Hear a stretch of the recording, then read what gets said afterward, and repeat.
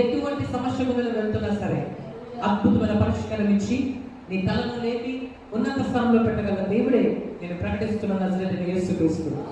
హల్లెలూయా. ఆయన జయించే దేవుడై ఉన్నాడు, నీకు జయమిస్తాడు. ఆయన యెహోవా రాఫా ఉన్నాడు, నీకు స్వస్థతనిస్తాడు. ఆయన యెహోవా ఈరై ఉన్నాడు, నిన్ను చూచుకుంటాడు.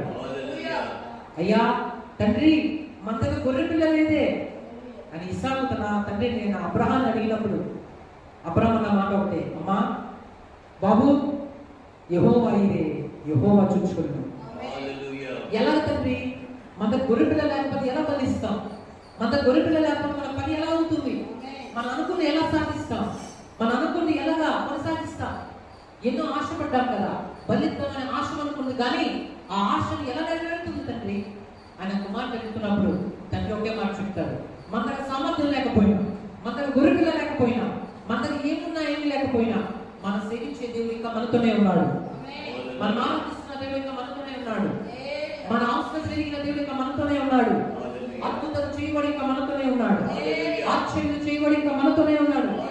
కాబట్టి నా కుమారుడా, నువ్వు బాధపడద్దు, నువ్వు భయపడద్దు. యెహోవా ఇదే, యెహోవా చూసుకోను. ఏ సమయానికి ఏది నీకు అవసరమో, ఎప్పుడు ఏది నీకు కావాలో, ఎప్పుడు నీ జీవితం ఏది చేయాలో సర్వోన్నతుడైన దేవుడు, సర్వశక్తిమంతుడైన దేవుడు మనకు అనుగ్రహిస్తాడు అని ఆ కుమారుడికి తండ్రి చెప్పి తీసుకెళ్ళగా అద్భుతం జరిగింది. ఏదో తెలుసా, ఎప్పటికి గొర్రె పిల్ల అవసరమో దేవుడు అద్భుతంగా పొగలోనే వాడు తీసుకురాలేదు, అక్కడ ఉంటుందని వాడు అనుకోలేదు. దేవుడే కావాల్సిన గొర్రె పిల్లను వారికి అనుగ్రహించి ఆ పనిని సక్సెస్ఫుల్ గా జరిగించాడు.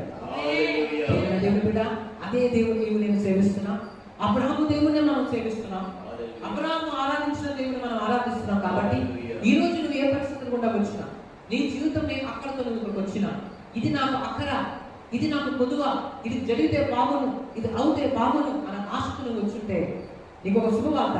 నువ్వు దేవుని సర్వోన్నతుడిని అబ్రహాము సేవించిన దేవుని సేవించడానికి వచ్చావు. కాబట్టి అబ్రహాం జీవితంలో అద్భుతం చేసిన దేవుడే నీ జీవితంలో కూడా నీ పొదువులు తీర్చి అద్భుతంగా ఆశ్చర్యంగా నీ పక్షాన తాను కదిలి కార్యం చేసి నీ హృదయానికి శాంతిని, సమాధానాన్ని, నెమ్మదిని, గొప్ప సంతోషంతో నింపుతాడు. ఒకసారి గట్టిగా చెప్పండి, హల్లెలూయా, హల్లెలూయా, హల్లెలూయా.